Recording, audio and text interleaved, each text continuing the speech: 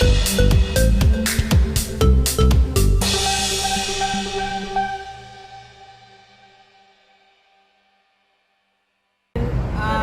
hari ini.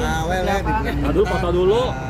Foto dulu satu. Ya, persidangan ini hari tadi kan menyangkut keterangan saksi, berarti kan agenda pembuktian. Nah, saksinya 3 orang dari penyidik pembantu Polres Jakarta Barat. Bang, apa aja yang menjadi keberatan tadi diungkapkan ke majelis hakim? Oh, kita tidak keberatan. Kami cuma menanyakan bahwa proses penyidikan kasus narkoba ini kan lebih spesialis, lebih khusus ya, beda dengan tindak pidana umum. Itu kan ada namanya istilahnya pengguna atau pengedar yang terlibat jaringan narkoba. Nah, dari keterangan saksi tadi kan kita lihat bahwa Amar ini kan diakui bahwa dia adalah sementara ini kan terbukti itu kan sebagai pengguna. Nah, kalau pengguna sesuai undang-undang tentang narkoba pasal 54 itu kan harus diasesmen ketergantungan sampai di mana. Nah, kami tanyakan tadi, kenapa pertanyaan kita ke penyidik, kenapa asesmen tidak dilakukan? Padahal itu perintah undang-undang. Penyidik bekerja berdasarkan undang-undang, JPU bekerja berdasarkan undang-undang, PH juga bekerja berdasarkan undang-undang. Nah, ini kenapa tidak dilakukan? Nah, akhirnya sekarang kan itu pun kan masih bisa dilakukan. Nah, walaupun perkara ini sekarang sudah ada di persidangan majelis hakim. Ya, insya Allah dengan ada yang sudah kami ajukan ya dulu itu, ya majelis hakim ya akan mempertimbang, mungkin akan mengabulkan. Nah, cuma kan untuk biaya itu kan tidak ada biayanya di pengadilan, jadi akan dibebankan nanti ke ya yang mengajukan permohonan, terutama hal itu tentu terdakwa melalui PH kan. Ya kita setuju, karena ini kan asesmen TAT ini kan sangat benar-benar ini kan pertimbangan, karena itu kan ahli. Karena ahli itu akan nanti yang menerangkan bahwa Amar ini ya alat buktinya kan setelah kita lihat juga alat bukti kan ternyata kecil ya, tidak seperti yang ada di media.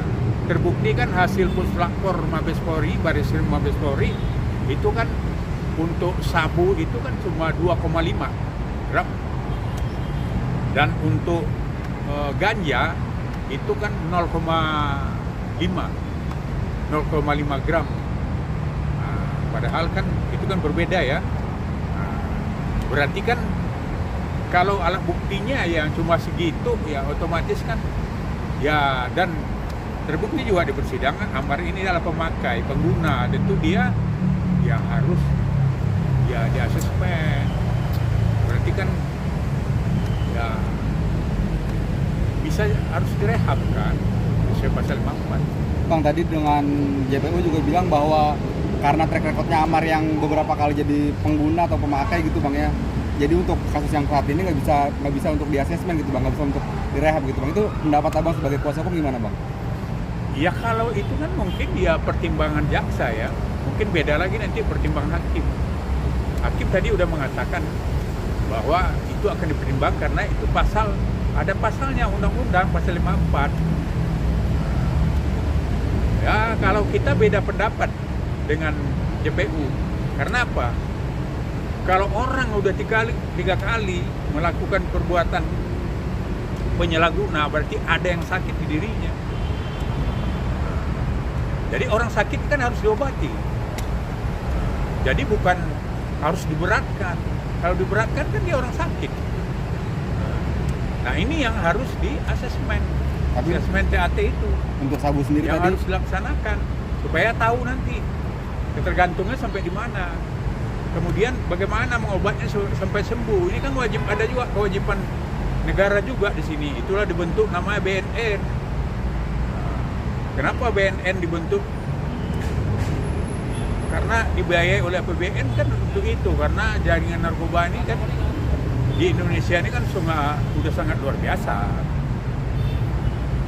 Tapi untuk sabu tadi sendiri Bang, JPU bilang bahwa untuk kadar pengguna itu di bawah 1 gram gitu Bang. Sementara bukti dari Amar itu kan 2 gram ke atas gitu.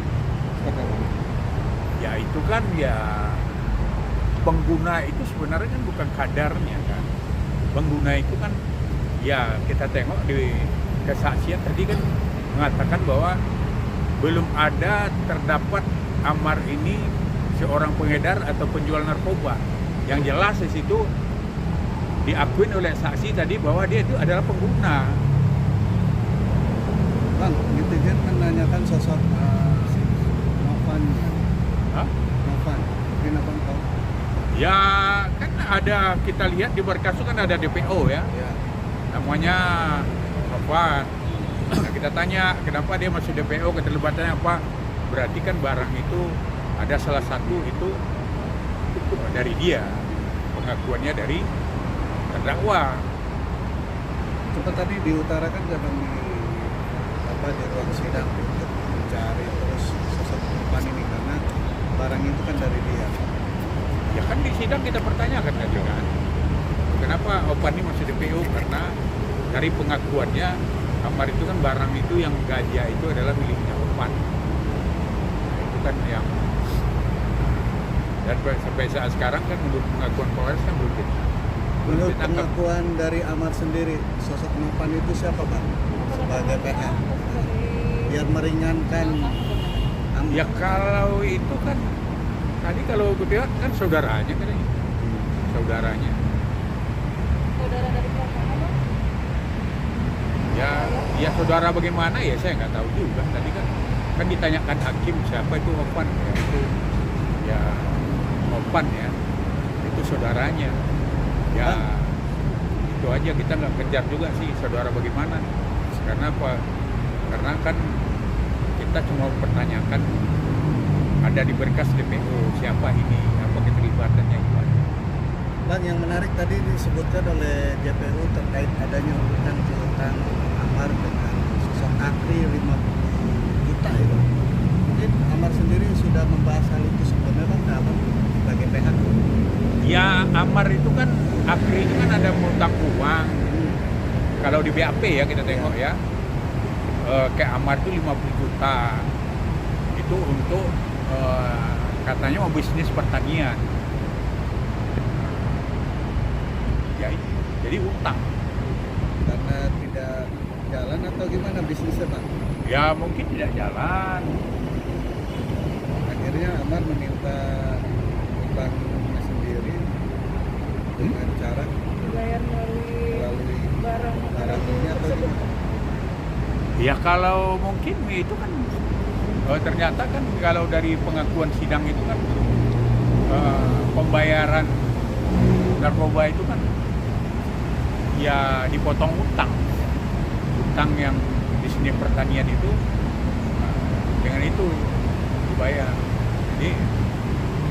Jadi tidak dibayar dibeli kontan ya. Jadi kan karena Akri dulu berutang sama dia. Itu dalam BAP dan nanti kita lihat juga di persidangan lagi, nanti akan buat dia diperiksa.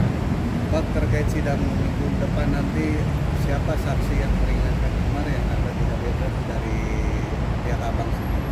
Ya kita mau koordinasi dulu alamatnya siapa.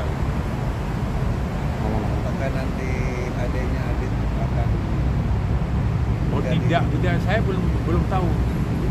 Tugasnya PH kan nanti akan berbicara dulu dengan dia siapa yang harus dihadirkan. Ini untuk saat ini sosok yang nanti jadi saksi apakah sudah ada Bang? Gambarannya. Ya kalau gambarannya kan pasti kita kan belum pasti ya. Tapi cara-cara kita kan pasti sudah ada. Bahkan nanti kami matangkan Bang, tapi seberapa besar keyakinan abang kalau Amar asesmen bakalan diterima oleh majelis hakim gitu bang? Ya kalau dari keterangan persidang tadi hakim udah menanyakan ya, dan juga udah ngomong ke jaksa bahwa memang asesmen itu diatur dalam undang-undang, ya berarti sekarang 90%. Tapi kan masih dipertimbangkan gitu bang, ya belum pasti diterima asesmennya bang. Ya kan tadi peluang. Iya masih Bilang, dipertimbangkan ya. ya kan dipertimbangkan, tapi kan dengan cara hakim bertanya begitu kan sampai mengatakan bahwa untuk biaya itu kan pengadilan tidak ada biaya, itu akan dibebankan nanti kalau dikabulkan ke terdakwa dalam ini yang mengajukan permohonan, dan itu ke kita PH-nya nanti. Mungkin Akri sendiri itu hubungan dengan Amar seperti apa? Akri sendiri hubungan dengan Amar itu seperti apa? Ya akhirnya hubung pertemanan aja. Ya seperti keterangan tadi, pengakuan dari saksi penyidik kan, ya kan cuma teman waktu di Jalan. penjara dulu. Oke. Ya, Bang, mungkin alasan Amar tadi nangis saat terakhir persidangan, salah satunya mungkin dia tahu akan diterima asesmennya untuk direhab gitu. Ya bisa juga. Atau mungkin Amar nggak bilang kangen dengan anaknya atau istrinya gitu. Ya kan saya belum bertanya. Kita ini kan sama-sama apa? Belum ke rutan. Belum saya tanya itu. Oke. Siap. Makasih banyak bang. Oke bang, terima kasih bang. Ya, apa?